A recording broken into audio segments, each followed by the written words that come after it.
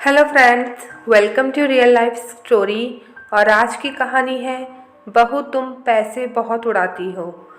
बहुत ही अच्छी कहानी है, पूरी देखिएगा और अच्छी लगे तो कमेंट सेक्शन में अपने सुझाव ज़रूर दीजिएगा।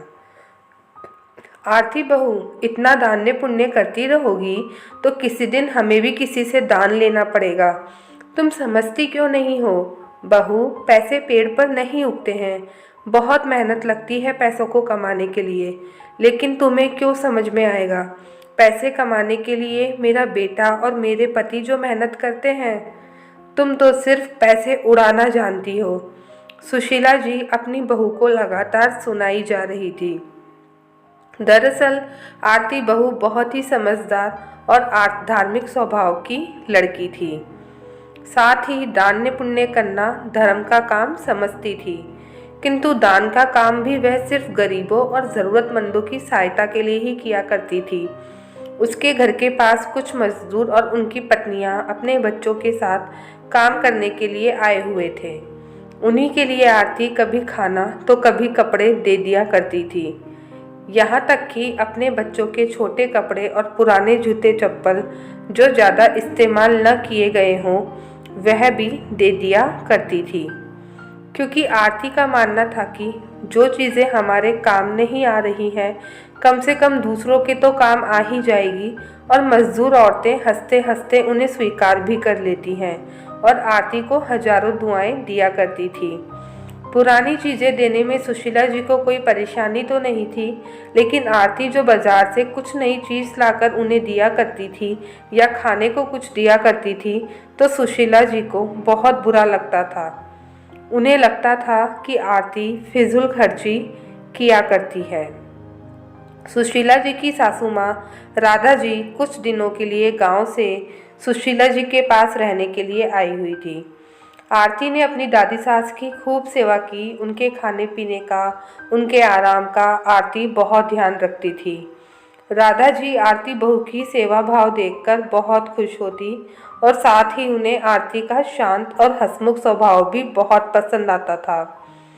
एक दिन आरती के पति वैभव का जन्मदिन था और उस दिन आरती ने तय किया कि अनाथ आश्रम में जाकर बच्चों को कुछ मिठाई और फल बांटे जाए।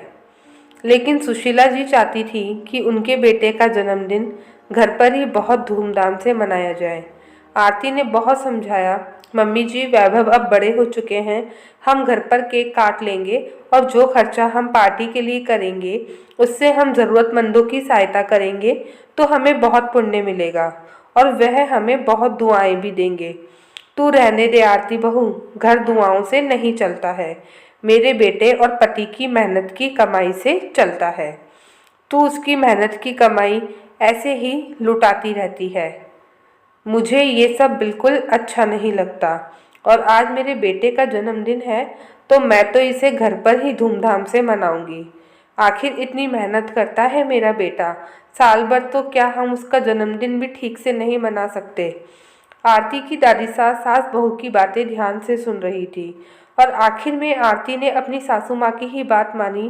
जैसा उन्होंने चाहा वैसे ही आरती के पति का जन्मदिन मनाया गया और फिर थोड़े दिन बाद दिवाली का त्यौहार आने वाला था और आरती बहू ने साफ सफाई में अपनी खुद की पुरानी साड़ियाँ और अपने बेटे के कुछ कपड़े निकाले जो कि उसने ज़्यादा काम में नहीं लिए थे। उनके साथ साथ वह कुछ नए कपड़े और मिठाइयाँ भी ले आई अनाथ आश्रम और वृद्धाश्रम में देने के लिए, क्योंकि त्यौहार पर खाली पुराने कपड़े दिए जाएं ये भी गलत होता है। सुशीला जी को ये सब बहुत बुरा लगा। वह फिर से आरती को सुनाने लगी।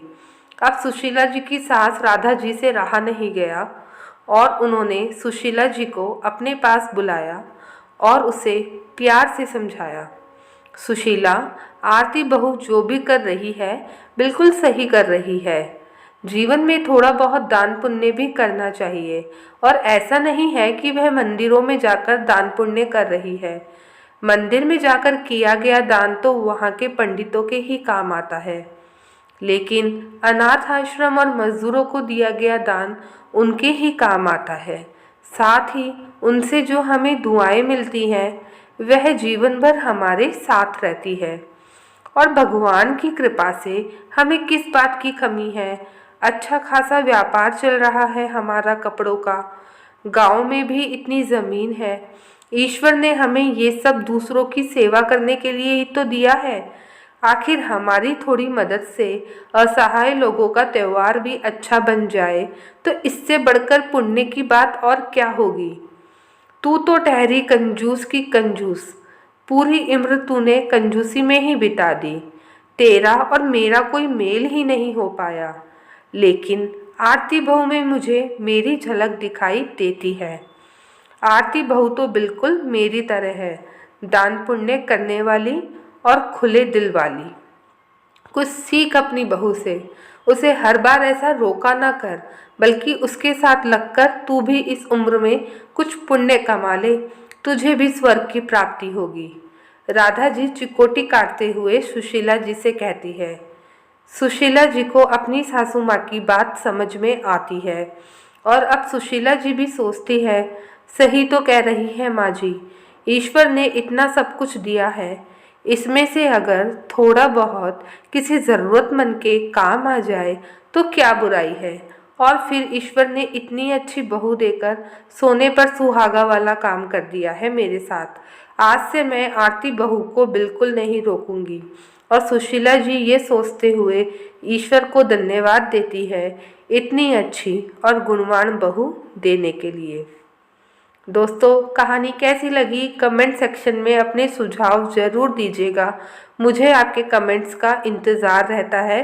तो अब मिलूँगी नई कहानी के साथ में।